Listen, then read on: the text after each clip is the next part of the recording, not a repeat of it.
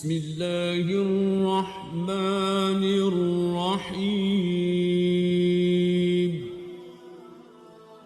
اب دوسری طرف کی سنیے۔ یونس علیہ السلام کو کچھ معلوم نہیں تھا کہ ان کی قوم کے ساتھ کیا ہوا۔ آپ تو غصے کی حالت میں بستی سے نکل کر سمندر کی طرف چلے آئے تھے۔ آپ ایک کشتی کی طرف آئے، اس میں سواریاں اور ساز و سامان لدا ہوا تھا۔ اللہ تعالیٰ سورۃ الصافات آیت 140 میں فرماتے ہیں، اذ ابق الى الفلك المشحون، جب وہ بھاگ کر بھری کشتی پر پہنچے۔ کشتی روانہ ہوئی، موجیں اٹھیں، سمندر میں طغیانی آئی، یوں لگتا تھا کہ بس ابھی غرق ہوئے۔ کہنے لگے بوجھ ہلکا کرو، اپنا ساز و سامان سمندر میں پھینک دو۔ چنانچہ انہوں نے اپنا اپنا ساز و سامان سمندر میں پھینک دیا۔ اس طرح کشتی کچھ ہلکی ہو گئی، لیکن ضرورت کے مطابق ہلکی نہ ہو سکی۔ اب وہ کہنے لگے کسی کو سمندر میں گرانا ضروری ہے تاکہ کشتی مزید ہلکی ہو جائے، ورنہ یہ ڈوب جائے گی۔ جلدی کرو، قرع ڈالو۔ جس کے نام کا قرع نکلتا جائے اسے سمندر میں گراتے جاؤ، اور بار بار یہ عمل دہراتے جاؤ یہاں تک کہ کشتی ہلکی ہو جائے۔ چنانچہ قرع ڈالا گیا۔ سب سے پہلے یونس علیہ السلام کا نام نکلا۔ سب کہنے لگے نہیں، یہ تو ایسے نہیں ہیں، ان کے چہرے پر تو سجدوں کے نشانات ہیں، انہیں رہنے دو، پھر قرع ڈالو۔ چنانچہ پھر قرع ڈالا گیا، پھر انہی کا نام نکلا۔ سب نے تعجب کیا۔ تیسری مرتبہ پھر قرع ڈالا گیا، اس بار پھر یونس علیہ السلام ہی کا نام نکلا۔ اللہ تعالیٰ سورۃ الصافات آیت 141 میں فرماتے ہیں، فساهم فكان من المدحضين، پھر قرآن اندازی ہوئی تو یہ مغلوب ہو گئے۔ ہر بار انہی کا نام نکلا۔ آخر کار ان لوگوں نے انہیں پکڑ کر سمندر میں گرا دیا۔ فالتقمه الحوت، تو پھر انہیں مچھلی نے نگل لیا۔ حوت بڑی مچھلی کو کہتے ہیں۔ اللہ تعالیٰ نے حوت کو القاء فرمایا، انہیں کھانا نہیں، نہ ان کے جسم کو کوئی گزند پہنچے۔ یہ اس مچھلی کو اللہ تعالیٰ کے احکامات تھے۔ اللہ تعالیٰ سورۃ الصافات آیت 142 میں فرماتے ہیں، فالتقمه الحوت وهو مليم، تو پھر انہیں مچھلی نے نگل لیا اور وہ خود اپنے آپ کو ملامت کرنے لگے۔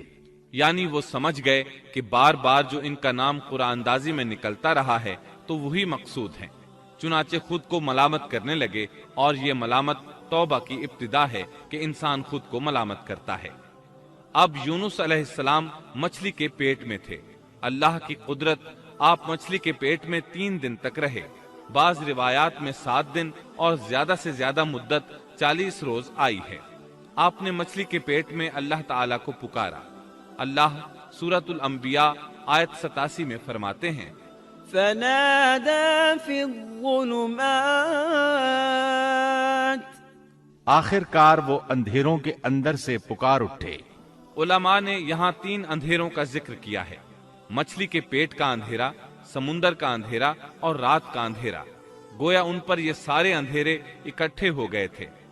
اللہ سورۃ الصافات آیت 143 اور 144 میں فرماتے ہیں، فلولا أنه كان من المسبحين للبث في بطنه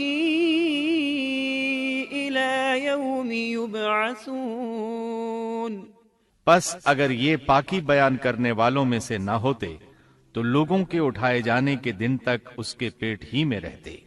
مطلب یہ کہ اگر آپ اللہ تبارک و تعالیٰ کی تسبیح نہ بیان کرتے تو مچھلی کے پیٹ ہی میں رہتے۔ آپ نے دعا نہیں مانگی بلکہ اللہ عز و جل کی تسبیح بیان کی۔ روایات میں یوں بھی آتا ہے کہ جب مچھلی آپ کو سمندر کی اتھاہ گہرائی میں لے گئی تو آپ وہاں آبی مخلوقات کی تسبیحات کی آوازیں سننے لگے۔ گویا اللہ تعالیٰ نے انہیں القاء فرمایا کہ آپ بھی تسبیح کریں۔ اللہ سورۃ الانبیاء آیت 87 میں فرماتے ہیں، فنادى في الظلمات أن لا إله إلا أنت سبحانك إني كنت من الظالمين، बिलाखिर वो अंधेरों के अंदर से पुकार उठा कि इलाही तेरे सिवा कोई माबूद नहीं, तू पाक है, बेशक मैं जालिमों में हो गया। चुनाचे यूनुस अलैहिस्सलाम ने इस तस्बीह के अल्फाज को यूं अदा फरमाया, ला इलाहा इल्ला अंत सुब्हानक इन्नी कुन्तु मिनज़ ज़ालिमीन। इमाम अहमद, इमाम तिरमिजी, इमाम नसाई और दीगर आइम्मा रहमहुमुल्लाह ने ये हदीस नकल की है कि यूनुस अलैहिस्सलाम की वो दुआ जो उन्होंने मछली के पेट में मांगी थी वो यही है, ला इलाहा इल्ला अंत सुब्हानक इन्नी कुन्तु मिनज़ ज़ालिमीन। जो भी मुसलमान ये दुआ अपनी किसी हाजत में मांगेगा अल्लाह ताला उसकी दुआ जरूर कबूल फरमाएगा।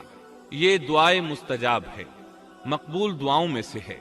इसी दुआ के बाद अल्लाह ताला ने यूनुस अलैहिस्सलाम को उस परेशानी से नजात अता फरमाई। अल्लाह सूरतुल अंबिया आयत 88 में फरमाते हैं, फस्तजबना लहू वनज्जैनाहु मिनल गम्मि वकज़ालिक नुंजिल मुमिनीन। तो हमने उसकी पुकार सुन ली और उसे गम से नजात दे दी, और हम ईमान वालों को इसी तरह बचा लिया करते हैं। एक सहाबी ने नबी करीम सल्लल्लाहु अलैहि वसल्लम से पूछा, ए अल्लाह के रसूल सल्लल्लाहु अलैहि वसल्लम, यूनुस अलैहिस्सलाम ने जो दुआ मछली के पेट में मांगी, क्या वो सिर्फ उन्हीं के लिए थी या उनके बाद अहले ईमान के लिए भी है? तो आपने फरमाया, ये दुआ यूनुस अलैहिस्सलाम के लिए खास थी और सब अहले ईमान के लिए आम है। क्या तुमने अल्लाह ताला का ये फरमान नहीं सुना, वकज़ालिक नुंजिल मुमिनीन। और हम ईमान वालों को इसी तरह बचा लिया करते हैं। जो भी इस दुआ को पढ़ेगा अल्लाह उसे रंजो गम से नजात देंगे। एक कौल के मुताबिक तकरीबन 40 रोज आपकी शब रोज यही दुआ रही।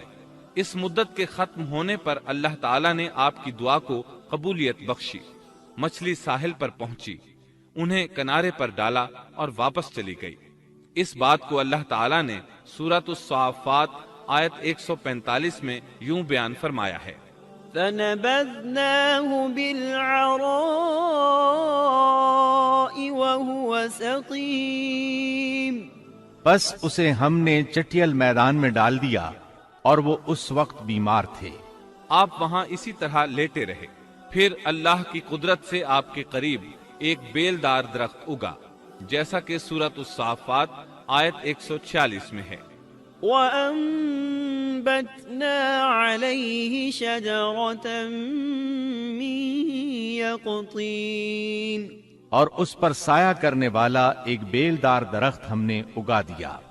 इस कद्दू के दरख्त के मुतालिक मुअर्रिखीन का कहना है कि अल्लाह ताला ने इस दरख्त का इंतखाब इसलिए फरमाया था कि इस दरख्त के पत्ते चौड़े होते हैं, उनके साये में उन्हें ढांप दिया गया ताकि हवा से अजियत न पहुंचे, इसलिए कि उनके जिस्म से जिल्द उतर गई थी। फिर इस दरख्त से खुशकुन खुशबू भी आती थी। इस खुशबू ने उन्हें फरहत बख्शी।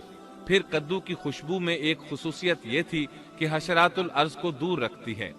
अल्लाह ताला ने इन्हीं खुसूसियात की वजह से इस बेलदार दरख्त का इंतखाब फरमाया था ताकि आप हर तरह की तकलीफ से महफूज रहें। ये है अल्लाह की कुदरत, सुभान अल्लाह।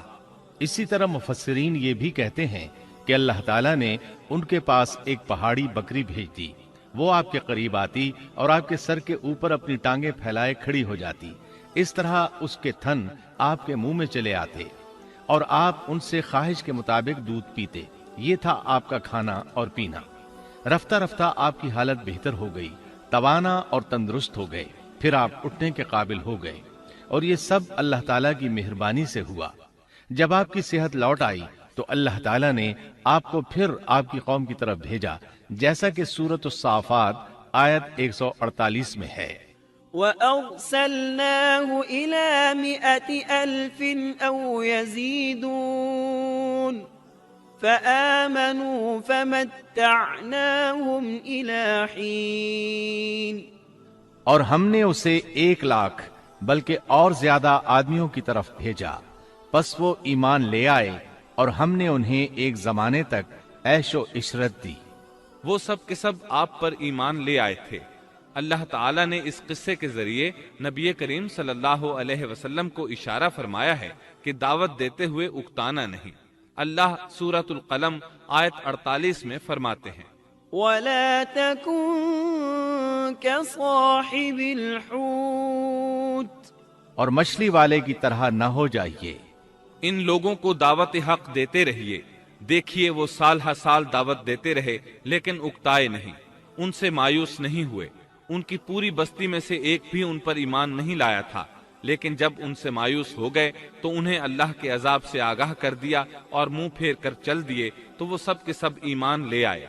اللہ تعالی سورۃ القصص آیت 56 میں فرماتے ہیں، إنك لا تهدي من أحببت ولكن الله يهدي من يشاء آپ جسے چاہیں ہدایت نہیں دے سکتے بلکہ اللہ تعالیٰ ہی جسے چاہتا ہے ہدایت دیتا ہے۔ اس قصے میں بہت بڑا سبق ہے کہ کسی بھی حالت میں اللہ کی رحمت سے مایوس نہیں ہونا چاہیے اور نہ ہدایت کے معاملے میں اپنی ذات پر بھروسہ کرنا چاہیے۔ ہدایت تو بس صرف اللہ تعالیٰ ہی کی طرف سے ہے۔ آپ کے ذمے تو پیغام حق پہنچا دینا ہے۔ اللہ سبحانہ و تعالیٰ کے ذمے ہدایت سے نوازنا ہے۔ اللہ تعالیٰ نے انہیں پاک صاف بنا دیا، انہیں چن لیا۔ اللہ خود ہی سورۃ القلم آیت 50 میں وضاحت فرماتے ہیں، فاجتباه ربه فجعله من الصالحين اسے اس کے رب نے پھر نوازا اور اسے نیک لوگوں میں کر دیا۔ امام مسلم نے ایک حدیث روایت کی ہے کہ نبی کریم صلی اللہ علیہ وسلم نے فرمایا، لا ينبغي لعبد أن يقول أنا خير من يونس بن متى تم میں سے کوئی شخص ہرگز یہ نہ کہے کہ میں یعنی محمد یونس بن متا سے بہتر ہوں، یعنی یوں نہ کہے کہ میں سیدنا یونس علیہ السلام سے افضل ہوں۔ وہ اس طرح کہ وہ تو اپنی قوم کے ایمان لانے سے مایوس ہو گئے تھے اور میں مایوس نہیں ہوں، اس طرح بالکل نہ کہے، کیونکہ بالآخر اللہ تعالیٰ نے آپ کو چن لیا اور برگزیدہ بنا لیا اور صالحین میں داخل کر لیا۔ اس واقعے میں نبی کریم صلی اللہ علیہ وسلم کو جو ہدایت دی گئی ہے اس کا ذکر سورۃ القلم آیت 41 میں آتا ہے، فاصبر لحكم ربك ولا تكن كصاحب الحوت پس تو اپنے رب کے حکم کا صبر سے انتظار کر اور مچھلی والے کی طرح نہ ہو جا۔ مطلب یہ کہ یونس علیہ السلام کی مانند نہ ہو جائیے جو اپنی قوم کے ایمان لانے سے مایوس ہو گئے تھے۔ یقیناً دین کی دعوت اور حق کے پرچار میں یہ بہت عظیم سبق ہے کہ داعی اللہ کو کبھی مایوس نہیں ہونا چاہیے۔ یونس علیہ السلام کا قصہ ختم ہوا۔ محمد رسول اللہ